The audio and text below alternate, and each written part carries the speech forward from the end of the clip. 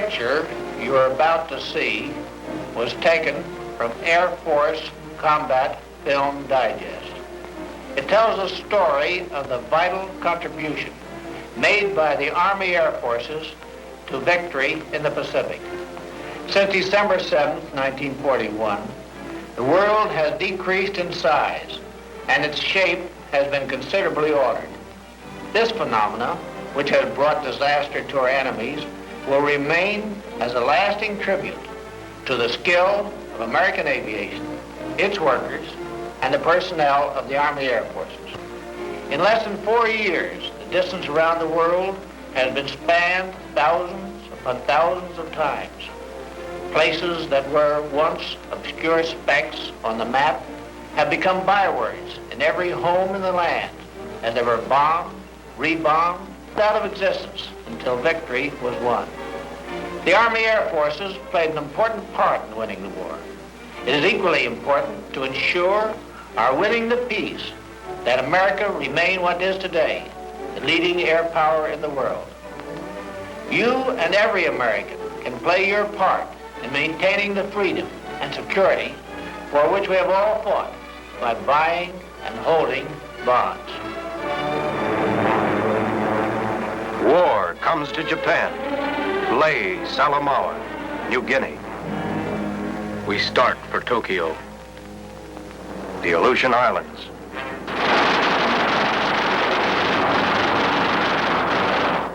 We start from another direction.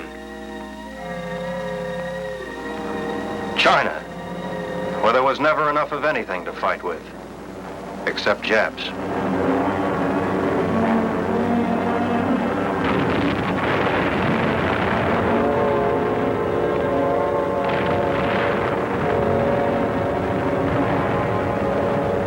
We kept trying. Just another one of 100 blobs of land to retake in the Pacific. Wake Island. We got it back. Burma, penetrated by the airborne infantry of every nation. Practically nothing stopped us. On the road to the Philippines, Hollandia. Obscure names on the map of the world that were blasted out of existence.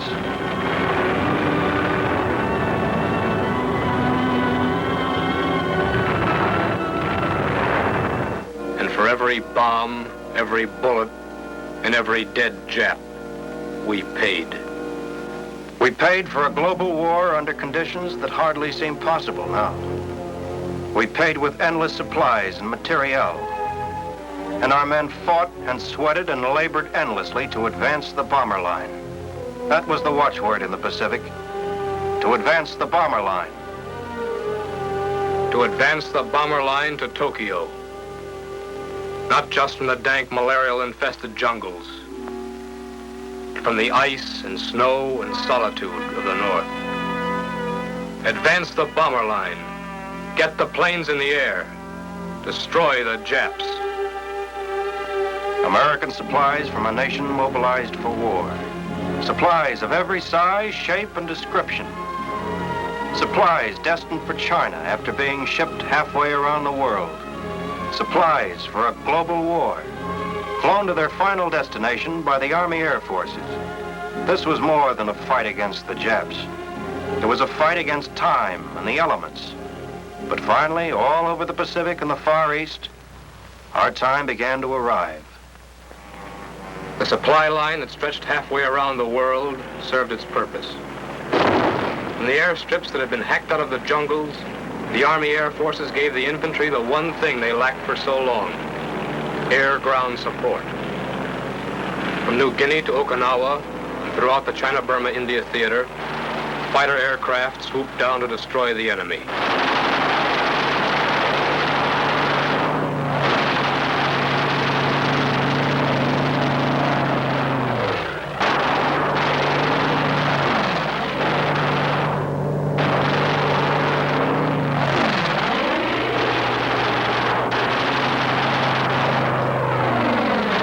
Here in central Burma, 90 miles southwest of Mandalay, is just one example of the thousands of times that air-ground support catapulted our advances forward.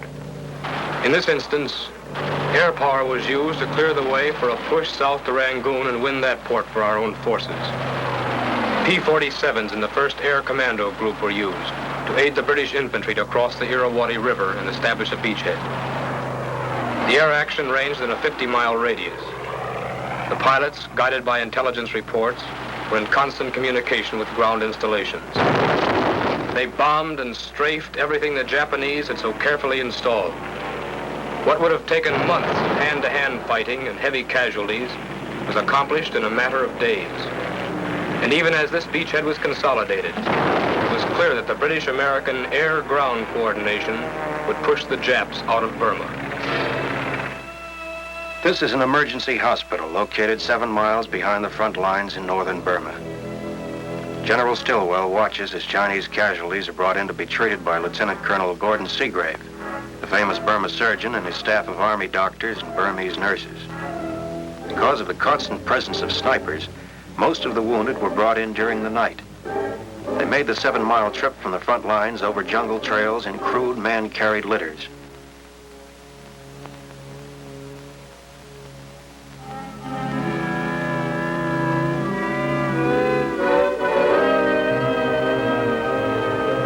This base, like many others, was supplied with medical equipment and plasma by the Army Air Forces.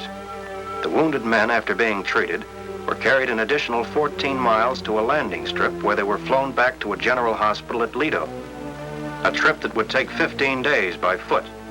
The Army Air Forces made it in 1 hour and saved the lives of countless soldiers of the United Nations who were patched, mended, and revivified by the combined miracles of modern medicine and air power.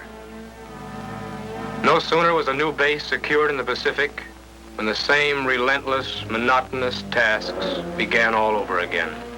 At Saipan, supplies, equipment, engineers followed in the wake of the invasion forces to make the island operational for the Army Air Forces. Work began even while the freshly wounded men were still being evacuated to Kwajalein. Just a few short days ago, these men had left Kwajalein whole and ready for battle. Now they were going back to where they had started from. The victory at Saipan had been a costly one. But the enemy had been made to pay double. Once more, the potency of air power manifested itself.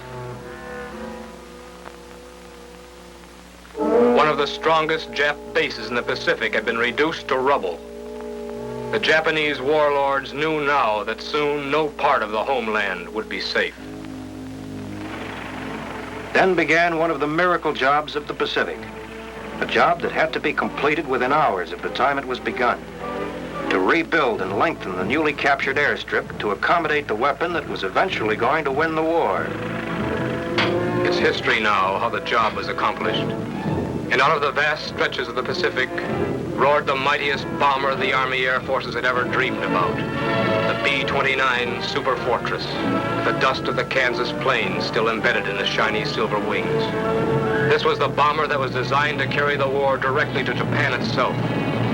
The zenith of the long-range plans for victory in the Pacific was in sight. However, there was an obstacle in our path. It was called Iwo Jima. We needed this tiny stretch of land for many reasons.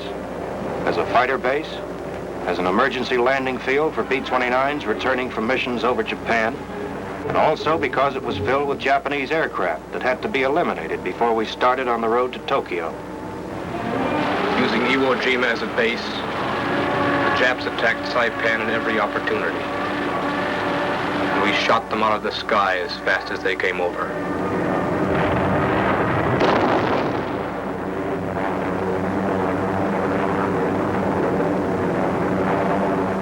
They hit us, too.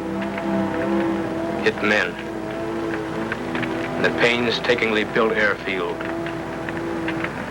And B-29s. Reasons enough to make the step that followed.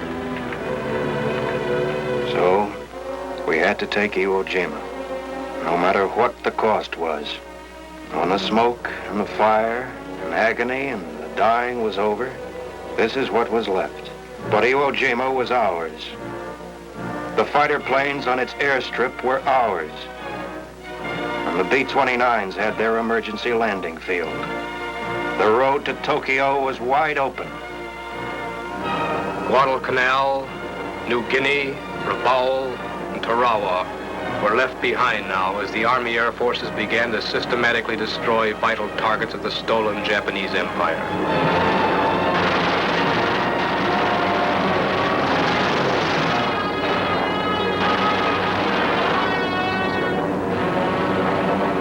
In Borneo, the valuable oil supplies at Balikpapan and surrounding vicinity were subjected to devastating aerial bombardments. These were long, dangerous missions, but they were worth it. The major supply of fuel for the Japanese war machine was destroyed, and the enemy on Borneo was softened up for the inevitable invasion that followed the heavy air attacks. The high-geared Japanese war machine was slowed down to a walk. Even as the B-29s from Saipan began flying missions against Japan itself, other portions of the Army Air Forces were spearheading the attacks against the Philippines. Here the Japs were firmly entrenched. But here again, they were made to feel and realize the potency of air power. The Japs had done a lot of damage to our bases in the Philippines in 1941.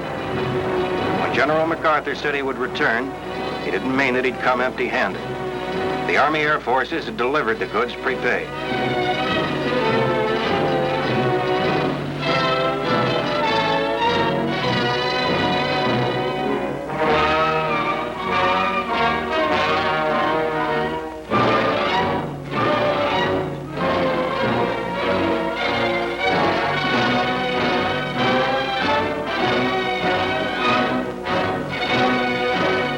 The recapture of the Philippines and the liberation of its long-suffering people is just part of the archives now.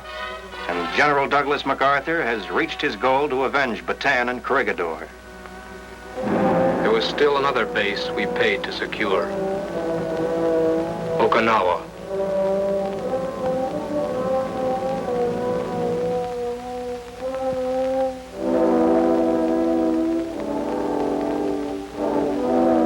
On a nearby island rests one more soldier.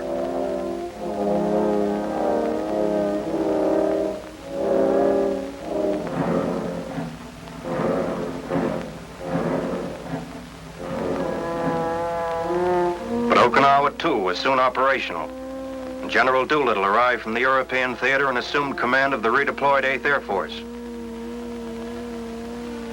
The stage was set, and General Arnold, commander of the Army Air Forces, flew to a far eastern base to discuss the knockout blow with Generals Kenny and Whitehead. The bomber line had advanced to Tokyo at last. And what a bomber line. 400 plane raids. 500. 600. 1,000. The island hopping, the naval battles, the hand-to-hand fighting of the Marines and infantry were all paying off at once. Japanese aircraft production was reduced 50% within a space of weeks. Japanese shipping was slashed to shreds, and their war plants were systematically eliminated. The superfortresses rained a constant stream of destruction and were accompanied on their missions by strong fighter escorts to protect them. Tokyo, Kobe, Nagasaki, Yokohama, Curie, and every other major city of Japan was bombed and rebombed by the B-29s. Entire cities were destroyed, while others were left smoking and paralyzed. Millions of Japanese were forced to flee. In these final days of the war, air power and air power alone was bringing a nation to its knees. It remained for air power and air power alone to finish the job. One day, August 5th, 1945, one B-29 left on a special mission. One airplane that represented the people of the United Nations and the millions who had lost their lives. One airplane that represented millions of man-hours of labor and billions of dollars of American money. That airplane carried the atomic bomb, and its destination was Hiroshima.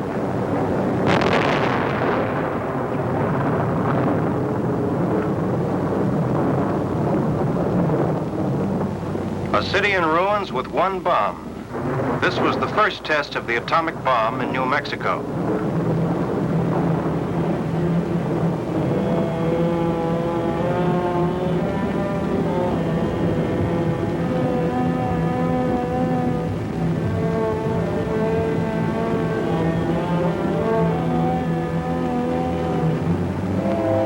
Nagasaki destroyed a few days later with a second atomic bomb, so much more powerful that the first one was already obsolete. On August 14th, 1945, the Pacific War was over.